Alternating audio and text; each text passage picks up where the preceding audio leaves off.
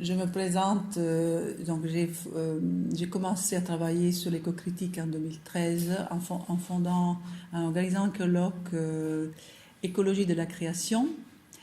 À partir de ce colloque, il y a eu aussi un Camerounais qui est venu, un professeur du Cameroun, qui a parlé justement des rapports nord-sud au niveau de l'écologie. À partir de ce colloque, plusieurs doctorants, c'est les jeunes qui m'ont encouragé à continuer dans cette voie, et il y a eu des thèses soutenues sur l'éco-critique, sur l'éco-critique reliée au travail, l'éco-critique reliée à la Méditerranée, l'éco-critique et l'écoféminisme, une prochaine soutenance en mars à laquelle vous êtes invité. Et donc, c'est les jeunes docteurs et doctorants qui aujourd'hui font tout à fait partie de l'équipe. Et donc, nous sommes un petit noyau avec toi, avec aussi Bénédicte à Perpignan, Bénédicte Bayon. Et Claire qui a envoyé du coup. Claire. Et voilà. Bonjour. Et donc, on se sent un peu plus relié par cette thématique qui me tient à cœur. Puisque l'écologie, on l'a vu hier à la journée consacrée à l'éco-psychologie, l'écologie touche toutes les disciplines, de la littérature aux sciences du langage, justement la géographie humaine, l'anthropologie. Elle est vraiment transversale, surtout si on a une idée d'écologie large, disons. Et moi, je m'inspire beaucoup de Gregory Bateson, qui a travaillé sur l'écologie de l'esprit, Ecology of Mind. Et mon idée, ce serait, avec votre aide aussi, de mettre à jour, on pourrait dire, de compléter, actualiser la théorie de Gregory Bateson sur Ecology of Mind et l'incarner aujourd'hui avec nos problématiques et voir qu'est-ce qu'on peut faire avec cette Ecology of Mind, mais d'une manière totalement nouvelle, à la lumière des nouvelles découvertes et en scientifique et en neurosciences aussi. Alors, le dialogue avec le vivant, le titre original était avec le non-humain, et je me suis dit, mais on va encore faire un dualisme là. Merci Anne-Laure pour l'avoir rappelé. Donc, j'ai dit, je vais changer un petit peu mon titre, le dialogue avec le vivant dans la littérature italienne contemporaine, une pratique de l'inter-être. Et donc je commence tout de suite en proposant une lecture des sciences humaines, des humanités environnementales transformatives, puisque ces sciences humaines vont jouer dans les prochaines années un rôle majeur pour justement humaniser la machine. Humaniser la médecine, par exemple, qui est de plus en plus tournée vers les outils numériques. Et Cynthia Fleury, dans un magnifique livre qui vient de sortir, Le soin est un humanisme, elle affirme fortement la dimension, la fonction des sciences humaines qui vont humaniser le reste, qui vont humaniser les autres sciences, les sciences naturelles, y compris les sciences médicales. Alors j'ai pris quelques sciences humaines qui pourraient se relier à l'environnement, ce n'est pas du tout exhaustif comme tableau. Nous avons effectivement au centre une expérience émotionnelle et cognitive. On en parlait tout à l'heure avec Christian.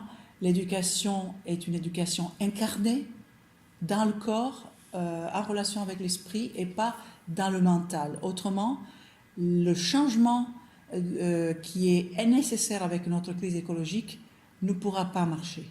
La transformation doit s'opérer vraiment en nous, profondément, et à travers les émotions et pas à travers des statistiques. Et la littérature a son rôle à jouer.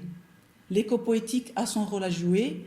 J'ai mis les deux, éco-critique du point de vue plutôt l'œil critique, disons, de l'analyse de texte et du travail des œuvres, sur les œuvres d'art également, hein, c'est pas, sur la philosophie beaucoup plus large. Et l'éco-poétique, parce que poétique, comme on dit le mot grec, poiesis, c'est la création. Et donc la poiesis est aussi liée à la dimension écologique, fortement liée. La poétique cognitive, c'est une nouvelle branche de la critique littéraire et de l'esthétique, qui est de certaine manière influencée par le développement des neurosciences, mais dans un sens positif, pas dans le sens de de rapprocher l'intelligence humaine de l'intelligence artificielle. Ça, c'était la première politique cognitive. Là, c'est une nouvelle politique cognitive qui intègre énormément les émotions. Et quand on lit le mot chocolat dans un bouquin, notre cerveau fait fonctionner la zone de récompense. Quand on lit « je vais tuer quelqu'un » dans le bouquin, notre cerveau peut activer l'amygdale, qui est liée au stress. Donc, les neuroscientifiques ont analysé le cerveau en train de fonctionner, en train de lire un livre ou regarder une œuvre d'art. Et à ce moment-là, il y a eu des activations précises dans des zones cérébrales qui sont reliées à la mémoire. Parce que si vous avez la mémoire d'un fait traumatique, votre cerveau va de suite réagir à ce mot-là et pas l'autre. Donc la réaction est toujours très individuelle, mais la politique cognitive aujourd'hui nous aide à mieux comprendre qu'on ne peut pas écrire n'importe quoi, qu'on ne peut pas lire n'importe quoi, et que nous, en tant qu'enseignants-chercheurs, on ne peut pas proposer aux étudiants n'importe quoi, parce qu'on va vraiment bousiller leur cerveau. Voilà, excusez-moi de le dire comme ça, mais on va, non seulement le cerveau, mais la conscience. On va engendrer une négativité, un mauvais rapport avec la réalité. Déjà, les étudiants sont pas mal fragilisés en ce moment avec la précarité étudiante. Donc, il faut vraiment faire attention parce qu'ils ont une fragilité nouvelle.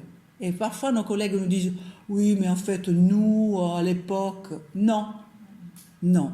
Là, la société actuelle, avec la précarisation des emplois et cette précarité qu'on voit autour de nous, croissante dans les rues, les gens qui dorment dans la rue, bon, c'est quelque chose qui vraiment nous touche. Cette précarité et ce cynisme aussi de notre société touche énormément les étudiants. Donc il faut faire attention au texte qu'on leur propose. Et justement, l'éthique du CARE, sur lequel je travaille en ce moment, parce que j'ai cofondé avec d'autres chercheurs un centre éthique sur l'éthique du CARE, théorie et pratique. Donc le CARE comme prendre soin d'abord de soi-même, prendre soin de l'autre et de l'environnement, et je dirais du vivant, parce que l'environnement, encore une fois, est un mot qui engendre un dualisme. Alors la lecture devient un geste très actif, puisque la lecture d'un ouvrage littéraire nous amène à l'action, et l'écriture aussi de la part des auteurs est une action. Donc la lecture est vue du point de vue des sciences de la politique cognitive et du point de vue de l'écopoétique comme une action extrêmement agissante, extrêmement performante. Le premier auteur dont je voulais vous parler, Chandra Livia Candiani, elle a un nom qui rappelle un peu un mot sanskrit. Chandra, c'est la lune en langue indienne, en sanskrit. Chandra Livia Candiani, qui est poète, elle est également méditante, et donc elle a travaillé énormément à travers la poésie. Elle a travaillé sur ses émotions, à travers la méditation également. Et étant donné qu'elle a eu une maman qui avait des souffrances psychiques énormes, son enfance n'a pas été totalement sereine, disons. Elle a énormément souffert dans son enfance. Et c'est là que sa poésie amène une action très importante de résilience. L'autre poète dont je voulais vous parler, c'est Mariangela Gualtieri, qui est aussi actrice. Et voilà. Et la dernière dont je voulais vous parler, c'est Comasia Acquaro, qui est en Italie, à côté de Tarente. Elle aussi a une approche fortement liée à l'écopoétique, puisque le lien avec le vivant est extrêmement fort dans sa poésie. Voilà, ces trois portraits de femmes poètes. Et en Italie, il y a un certain nombre de romanciers et d'écrivains engagés pour l'écosystème. Eri De Luca avec Le poids du papillon, la parole contraire, Paolo Cognetti, Les 8 montagnes, Laura Pugno avec Sirene et la metà di Bosco, Cristiana de Caldas Brito qui est italo-brésilienne, qui a écrit Due Falò. Certains de ces écrivains ont été traduits par nous, par les doctorants également, dans une anthologie qui s'intitule Soyons le changement, nouvelles tendances dans la littérature italienne contemporaine, et toute une section de textes contemporains inédits en français ont été publiés dans la section littérature et écologie, pour montrer qu'il y a un vrai engagement des écrivains italiens pour la défense de l'environnement. Alors, il y a plusieurs questions auxquelles on aimerait aussi répondre. Mais bon, peut-être je poserai les questions, mais on peut voir des développements futurs ensemble. Quelles sont les racines de notre absence de dialogue avec le non-humain? Comment la littérature peut transformer le regard du lecteur dans le cadre d'une approche écopoétique associée au développement récent de la poétique cognitive, dans le cadre d'une écologie affective? Affective Ecology, c'est le titre d'un livre de Alexia Weick von Mosler qui a été acheté par notre bibliothèque, donc il est disponible. Et c'est un livre extrêmement intéressant parce qu'il relie l'écologie à l'écologie intérieure, l'écologie affective. Et comment cette écologie affective peut interagir avec notre lecture écopoétique. Quel est le rôle actuel de l'écocritique et de l'écopoétique au sein des sciences humaines environnementales transformatives? Je mets l'accent sur ce mot, transformative, puisque on a une autre attitude vis-à-vis du texte littéraire. C'est un texte littéraire qui va nous transformer aussi le public auquel nous le proposons. Et nous avons donc une vision aussi active de notre propre travail de critique. Nous sommes des critiques militants. Alors, Chandra Livia Candiani, sa production poétique, j'ai voulu donner une sorte de lecture, restaurer le dialogue avec le vivant, une littérature de la résilience. Je vais lire en italien, ensuite en français. Sono famiglia con la neve, che brucia i margini e accende l'attimo, a titoli belli per ogni cosa, e le cose chiamano sguardo. Sono famiglia con la brina, con tutto quello che si disfa e svanisce senza strepito, senza urlo. Sono figlia battezzata di ghiaccio e raffica. Sono famiglia con tutto quello che sta sottoterra e sul fondo, nelle crepe, nelle frane sotto il ghiaccio, e non si eleva, sta basso basso, quasi senza fiato, e sbattezza il mondo e lo spiattella nudo tortuoso inospitale. Je suis de la famille de la neige, qui brûle les marges, allume l'instant, qui a de beaux titres pour chaque chose, et les choses appellent le regard. Je suis de la famille du givre, et de tout ce qui se dissout, disparaît, sans bruit, sans cri. Je suis fille baptisée de glace et rafale. Je suis de la famille de tout ce qui est sous terre, dans les crevasses et dans les éboulements, et sous la glace, et qui ne s'élève pas, demeure tout bas, presque sans souffle, et débaptise le monde et l'affiche nu, tortueux, inhospitalier. C'est un poème, un extrait d'un poème du recueil La bambina pugile, ovvero La precisione dell'amore, paru en 2014. Chandra Livia Candiani écrit avec le non-humain. Elle ressent profondément l'appartenance. Je suis de la famille. À travers son écriture, elle fait l'expérience d'une pratique de l'inter-être. Tu es, donc je suis. L'inter-être, interbeing, dans le langage de Thich Nhat Hanh, qui est un leader pacifiste vietnamien, interbeing inaugure une nouvelle conscience de notre être au monde. Tout existe en relation avec tout. Chaque fleur est faite d'éléments non-fleurs. Dans tout être, animé ou inanimé, nous retrouvons le tout au sein d'un univers constitué de relations. La non-compréhension de notre inter-être a contribué fortement à la crise écologique que nous sommes en train de vivre aujourd'hui et qui est sans précédent dans l'histoire de l'humanité.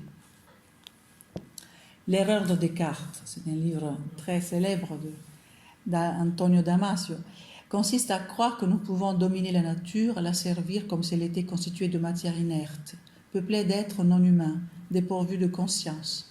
La philosophie de l'écologie ne peut plus accepter ce point de vue, car il nous conduit à un dangereux dualisme, on en a parlé, sujet-objet, humain-non-humain, sur lequel se fonde notre exploitation sans limite de notre planète.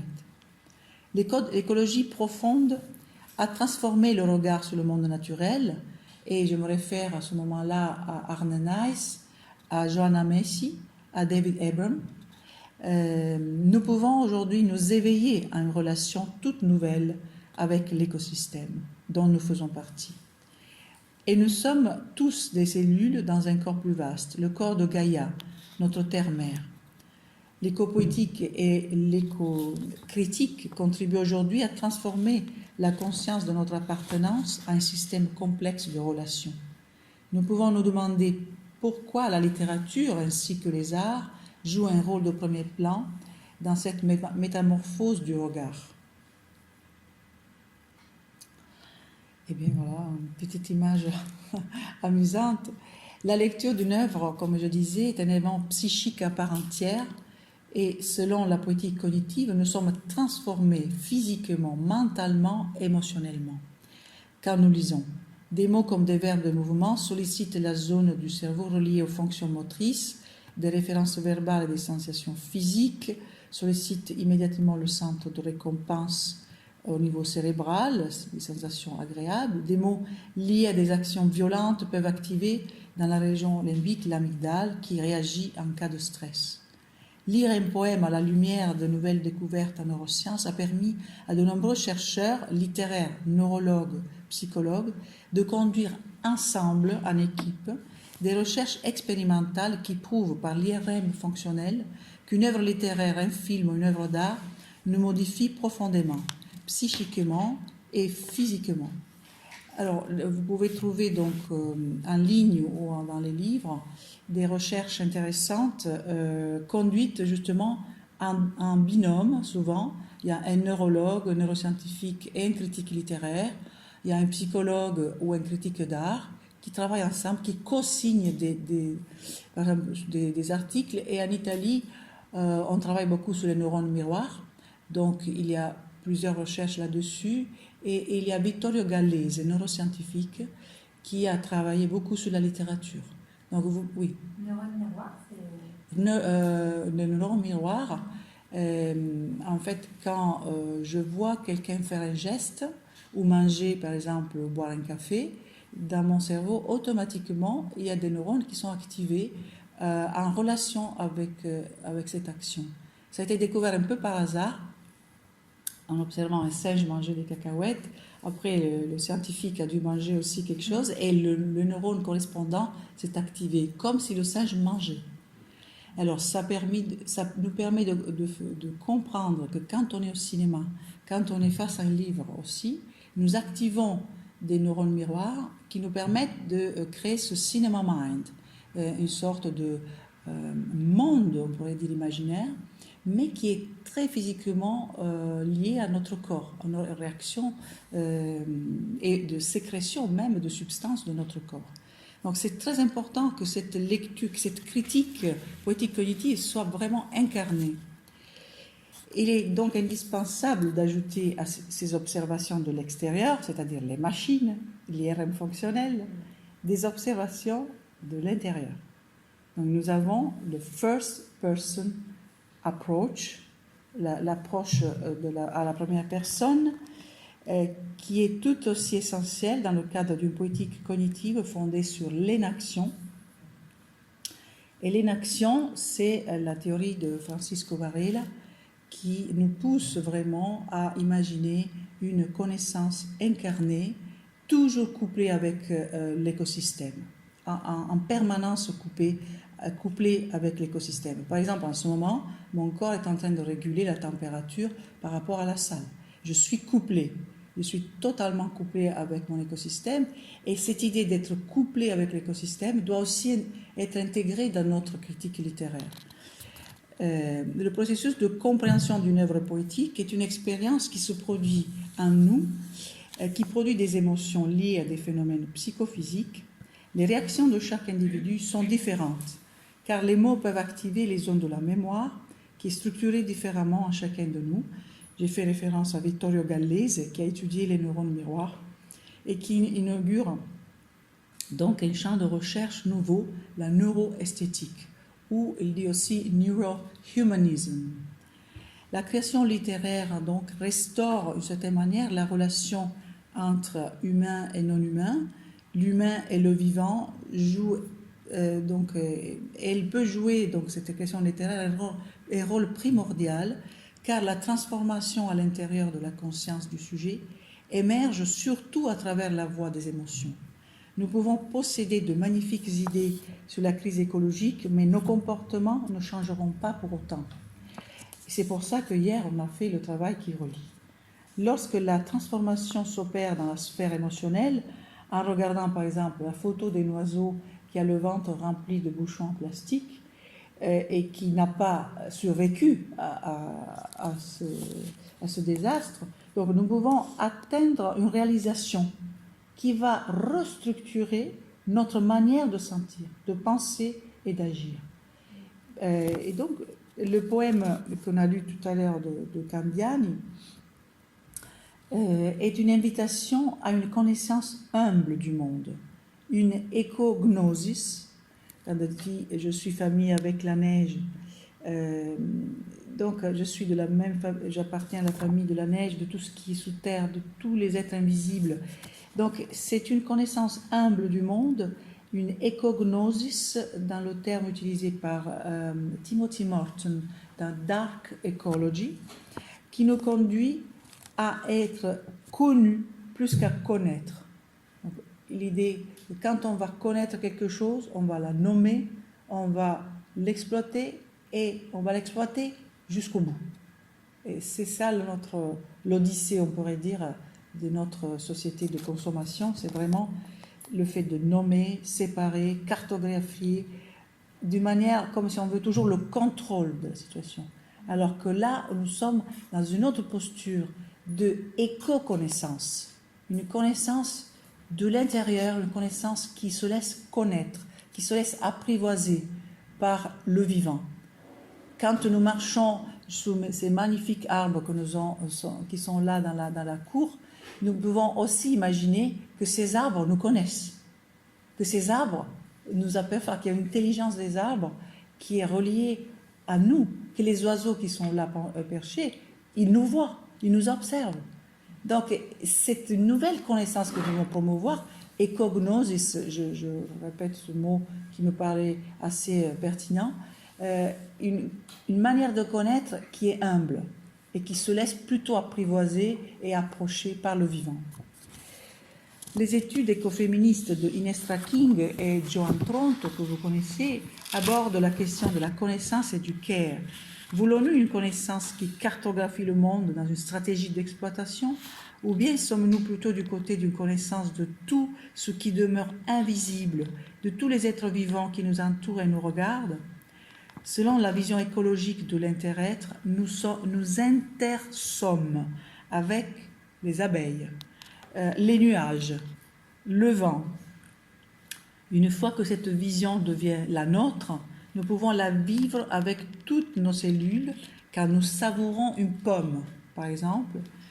Nous pouvons reconnaître dans les fruits des éléments non-fruits, par exemple l'eau du nuage, et réaliser l'interdépendance de toutes choses dans le geste. Si nous invitons les étudiants, par exemple, à savourer ne serait-ce qu'un grain de raisin et à demander d'où ça vient, et ils vont voir que tout l'univers, il est dans le grain de raisin. Et il va après nous nourrir. Et ce geste de se nourrir va nous relier au vivant. C'est vraiment quelque chose d'extrêmement présent, extrêmement physique. Et ça pourrait être intéressant en groupe, justement, de faire cette expérience de s'alimenter en pleine conscience. L'écopoétique peut aujourd'hui jouer ce rôle essentiel, éveiller les lecteurs à une écologie sensorielle afin de vivre profondément ce couplage avec l'écosystème. L'unité corps-esprit évolue constamment dans une sorte de dialogue ou de conversation avec l'écosystème. et ça a été souligné justement par Gregory Bateson et Francisco Varela. Durant des millions d'années, les êtres unicellulaires se sont organisés en organismes multicellulaires. Tout dans le vivant nous parle de coopération. La vision fondée sur la loi de la jungle, la sélection naturelle, qu'on a attribuée à Darwin, mais qu'effectivement Darwin n'a pas forcément souligné uniquement cette vision de la loi de la jungle a été aujourd'hui transformée, enrichie par les écrits de Kropotkin, l'entraide, par Pablo Servigne sur l'entraide, par Lynn Margulis sur l'endosymbiose, c'est-à-dire avec la coopération de toutes les cellules, de tous les êtres vivants. Donc c'est une solidarité active qui a permis l'évolution des espèces et la biodiversité. On parlait tout à l'heure, Anne-Laure me demandait des neurones miroirs, et donc les neurones miroirs ont joué un rôle fondamental dans l'évolution, puisque si le singe voit un autre animal, même d'une autre espèce, blessé, il peut aussi choisir d'en prendre soin, grâce aux neurones miroirs. Nous sommes câblés pour la coopération et pour l'éducation. Quand le maître, dans sa classe, montre comment écrire une lettre, comment s'occuper ou analyser un poème, eh bien, l'élève, il va faire fonctionner ses neurones miroirs pour pouvoir apprendre avec le maître qui fait un geste. Donc, ces neurones miroirs peuvent avoir un grand rôle dans l'éducation. Alors, le pouvoir de la narration nous démontre que nous pouvons changer notre histoire commune ou la manière de nous raconter l'histoire de l'évolution, changer de récit, change le regard que nous pouvons porter à notre écosystème. Nous sommes tous faits d'éléments non humains, par exemple les bactéries qui vivent dans notre corps, les minéraux. Nous sommes liés à tous les êtres sensibles, humains, végétaux, minéraux, dans une aventure commune de coévolution et d'hybridation.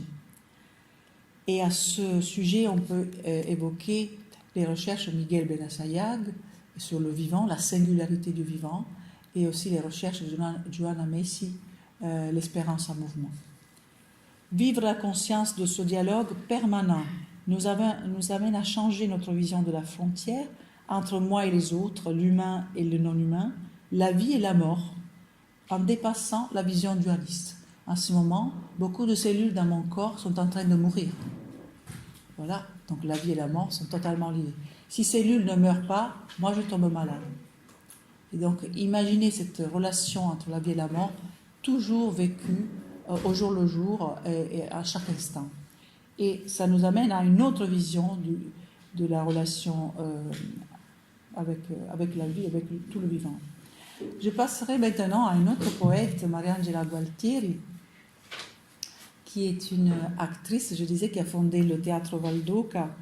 Et je voulais intituler mon regard sur Mariangela Gualtieri pour une écologie des sens, une écologie sensorielle. Je vais reprendre une partie d'un de ses poèmes. Vi sarà un'insonnia generalizzata quando il pane sarà così lontano da sembrare un incendio mentale, il ricordo delle farfalle un corpo estraneo, il miele una parola che non avrà più senso. Lucertole appassionanti guardano l'uomo sudare regalmente e sorgono col capino in laghi d'oro delle pianure. Ci sarà vento di turbolenza e con l'inganno un plotone ti ruberà la morbidezza. Piano piano i tuoi canali senza morbidezza, impenetrabili tue dimore. Guasto dentro le teste umane, perdita di dolcezza, perdita di persuasione per le invisibili cose, perdita del tempo della specie nelle segrete piste accanto al fervore ritrovato, alla semplice pietà per ogni sistema circolatorio, ogni umido dentro l'occhio e caramelle, stelle e sorelle perdute vanno al riconoscimento molto poco esangue fino al bianco. Il y aura une insomnie généralisée quand le pain sera si éloigné qu'il évoquera un incendie mental, le souvenir des papillons, un corps étranger, le miel, un mot qui n'aura plus de sens. Des lézards passionnants regardent l'homme transpirer et royalement surgissent la petite tête métamorphosée en lac doré des plaines. Il y aura un vent de turbulence. Par ruse, un peloton te volera la souplesse. Lentement tes canaux sans souplesse, tes impénétrables demeures. Défaillance à l'intérieur des têtes humaines, perte de douceur, perte de persuasion pour les choses invisibles, perte du temps, de l'espèce, dans les pistes secrètes de la ferveur retrouvée, à la simple pitié pour chaque système circulatoire, chaque humide dans l'œil, et les bonbons, et les étoiles, et les sœurs perdues vont à la reconnaissance très peu exsangue, jusqu'au blanc. Bestia di gioia, c'est le titre du recueil poétique dont une section s'intitule « Naturel, inconnu ». Selon l'auteur, nous les humains, nous ne voulons pas comprendre, nous ne voulons pas connaître la vérité. Nous faisons l'expérience d'un étourdissement psychique, psychic numbing, comme le définit Robert Lifton dans un livre récemment paru, Numbers and Nerves, édité par Scott Slovich et Paul Slovich. Cet étourdissement psychique, psychic numbing, nous conduit à nous comporter comme les passagers ou l'équipage du Titanic. Guasto dentro le teste umane, perdita di dolcezza e non capiamo. Défaillance, dit le poète, dans les têtes des humains, perte de douceur, nous ne comprenons pas. Les sens sont comme voilés, anesthésiés. C'est Vandana Shiva qui nous le rappelle dans Reweaving the World, un livre collectif auquel elle a participé. L'intellect refuse de comprendre le langage du non-humain. Oh, comment brille notre frère là-bas, come raglia il fratello legato più sotto, dit le poète. Une insomnie généralisée dont nous parle Mariangela Gualtieri. À côté de l'incompréhension, une nouvelle manière de voir peut émerger. À la ferveur retrouvée, à la simple pitié pour tout système circulatoire, nous rappelle le poète. La possibilité de survie des espèces découle de cette nouvelle compréhension, l'émergence de l'empathie et de la compassion, semplice pietà, dit Mariangela Gualtieri, cette compassion qui nous relie à tous les êtres. À ce propos, je me souviens d'une manifestation antinucléaire en Amérique le jour de la commémoration d'Hiroshima. Ce jour-là, Joanna Macy, chercheuse et militante théoricienne de l'écologie profonde, s'exclame face aux citoyens qui sont réunis dans la rue « You are the glue of the world ». Vous êtes la colle du monde. Nous sommes les tisserands du monde. Sans les citoyens qui prennent conscience et sortent dans la rue, le monde ne pourrait pas survivre. Il se désagrégerait progressivement sous la pression des relations destructives entre les êtres, viciées par la volonté de puissance de l'être humain. Les poètes, et ça c'est dans le domaine de l'éco-poétique de mettre en évidence cet élan des poètes, vivent la souffrance du monde, en particulier des êtres non humains, et l'expriment en poésie. Le langage poétique se positionne du côté des créatures invisibles, imperceptibles, qui n'ont pas de voix. Leur voix ne peut pas être entendue par l'humain distrait par des jouets informatiques, des plus performants. Imaginez combien de photos vous avez vues dans Facebook, par exemple, un paysage merveilleux, et puis il y a 4 ados qui sont sur leur portable et ne regardent pas les montagnes, les nuages. Donc, cette distraction par les jouets informatiques a été très bien mise en évidence par David Abram. C'est là que la poésie peut jouer un rôle de premier plan. La poésie, création et lecture peut devenir une pratique de l'interbeing, de l'interêtre. Pratique comme expérience englobant l'unité corps-esprit qui se trouve totalement engagée dans un chemin de transformation et de réalisation. Et je viens à la troisième auteure, Comasia Acquaro, dont nous avons édité ce livre, La lumière qui ne meurt. C'est un livre donc en traduction, en édition bilingue. Ecco l'urlo che allarga la voce degli oceani, che potente romba le acque, ecco l'urlo che si innalza veloce, che trema le ali agli uccelli, che rompe i cieli oltrevolando. Voici le cri qui dilate la voix des océans, qui avec force roule les eaux. Voici le cri qui monte en flèche, qui tremble l'aile des oiseaux, qui, volant, outrefend les cieux. L'auteur sort de la dimension du jeu pour accéder à l'horizon plus vaste d'un soi élargi. On a parlé hier des soins écologiques dans les termes de Arne Naess, auteur de l'écologie profonde. Un soi élargi. Voilà à quoi peut aboutir le travail d'un poète, à faire comprendre que nous pouvons élargir le soi. Et c'est une pratique très ancienne. Même on peut regarder dans les textes des Védas en Inde. Il y a des textes indiens qui sont dits, pas pour être racontés, mais en fait pour induire en nous une visualisation. Et là encore, on rejoint la poétique cognitive. Le fait d'élargir avec les mots l'horizon, mais je fais partie d'un tout plus vaste, mais il y a les étoiles, mais il y a le cosmos, mais tous les êtres invisibles, et tous les êtres vivants, imaginons que nous sommes reliés à tous les êtres vivants. En ce moment, nous demandons à notre conscience, et non seulement au cerveau, d'élargir le soi, d'élargir la vision. Et c'est comme un massage, on pourrait dire, c'est très physique. Donc, si la poésie a son rôle à jouer, la littérature, l'éco-poétique a cette capacité d'élargir la conscience. Et ça, il faut vraiment le réaffirmer fortement. Et ça peut se mettre en relation avec la médecine, avec la narrative. La médecine narrative dont on parle beaucoup aujourd'hui. La narration revient en force dans toutes les disciplines. Et c'est ce pouvoir de la narration de nous raconter une autre histoire et d'élargir le soi. C'est vraiment capital pour vraiment amorcer un vrai changement. Donc, c'est le travail de Comasia, à Quaro, qui nous demande d'abandonner la perspective limitée de l'individu, c'est-à-dire d'élargir notre regard pour comprendre, encore une fois, je reviens à l'inter-être.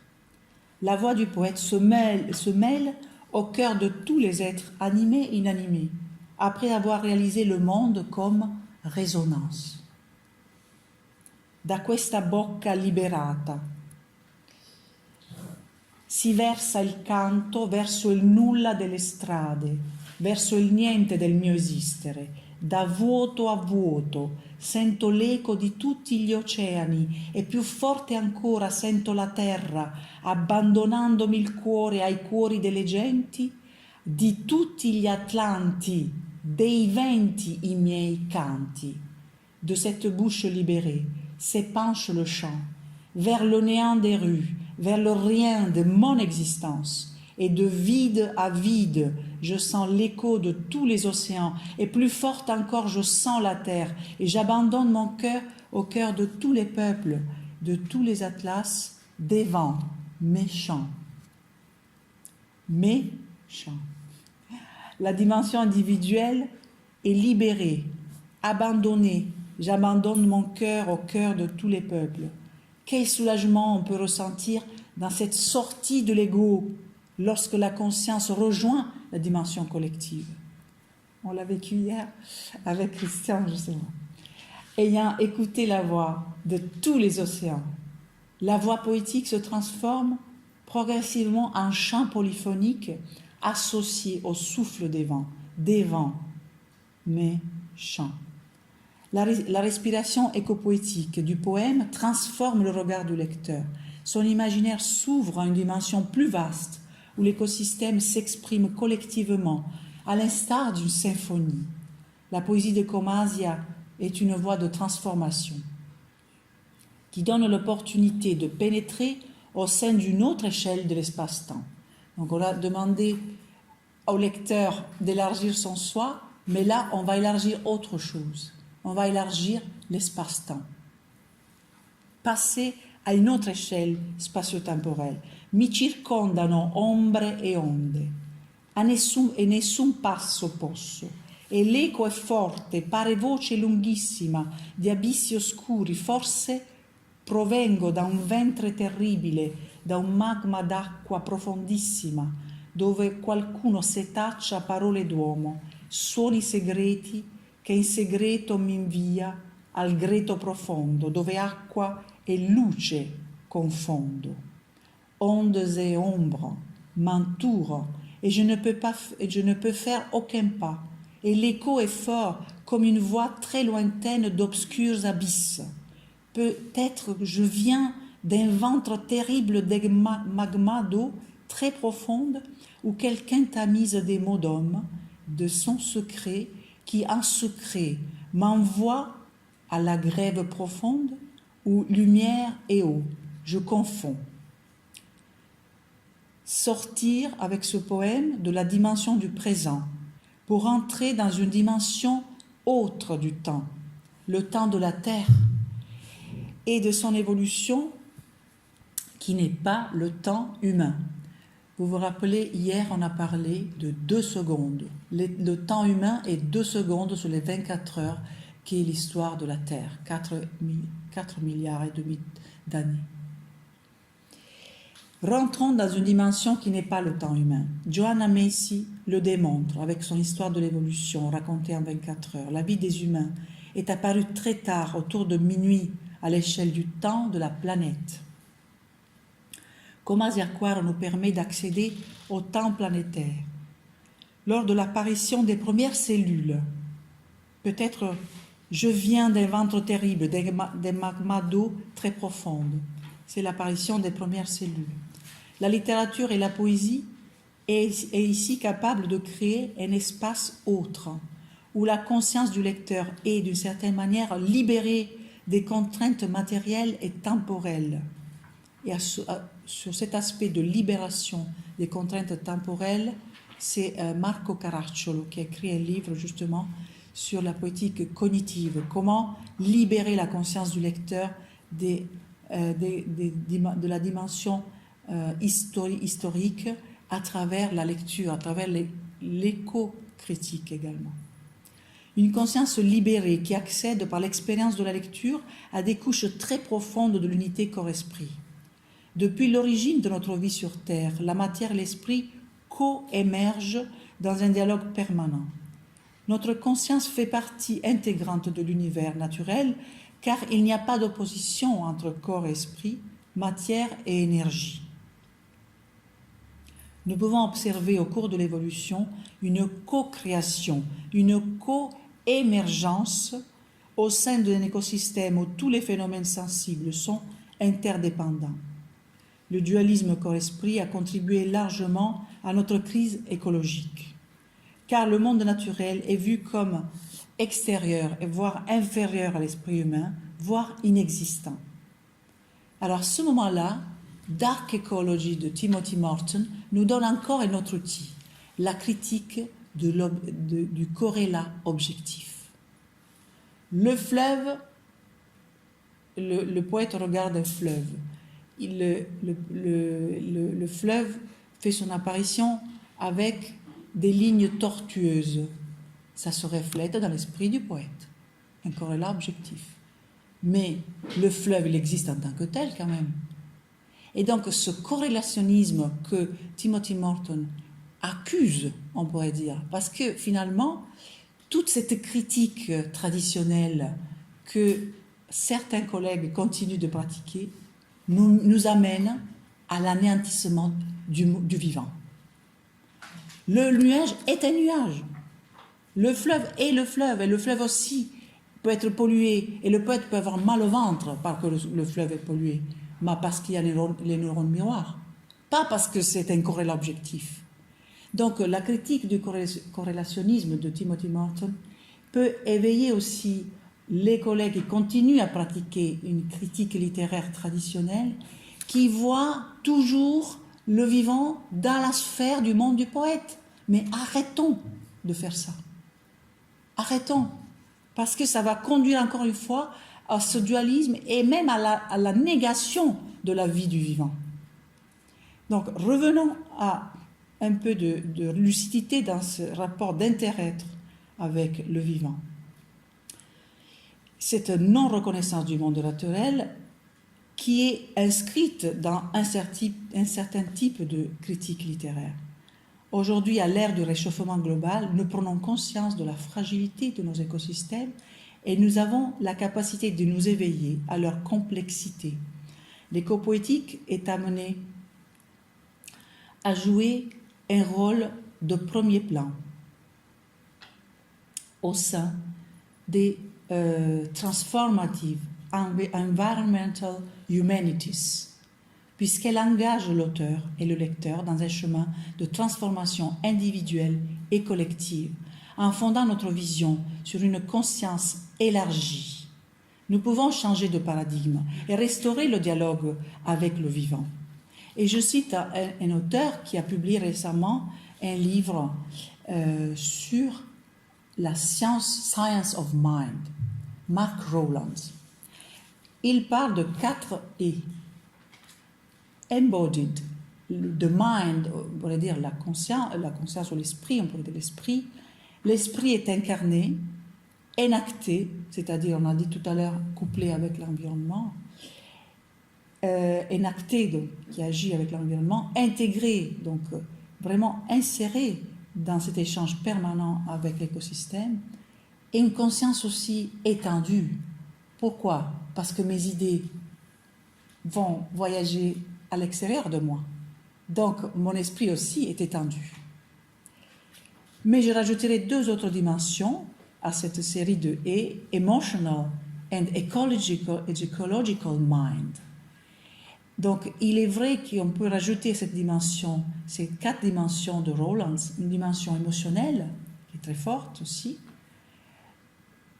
Par mes émotions, je me relie à l'écosystème, et la dimension écologique, ce qui aussi me rend consciente de l'intérêt-être.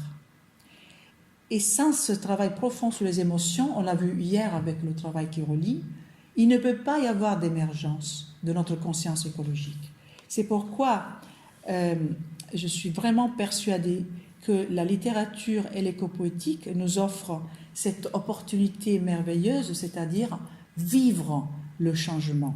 Et alors voilà une photo du travail qui relie, c'est-à-dire le laboratoire conçu par Joanna Messi en pleine nature. Et c'est un travail qui nous connecte à nous, à nous-mêmes, aux autres êtres vivants, et nous connecte également à l'écosystème. Voilà, donc c'est une vision un peu de reliance. Sous cette vision, je conclus ma présentation et je vous remercie aussi pour votre attention et votre patience.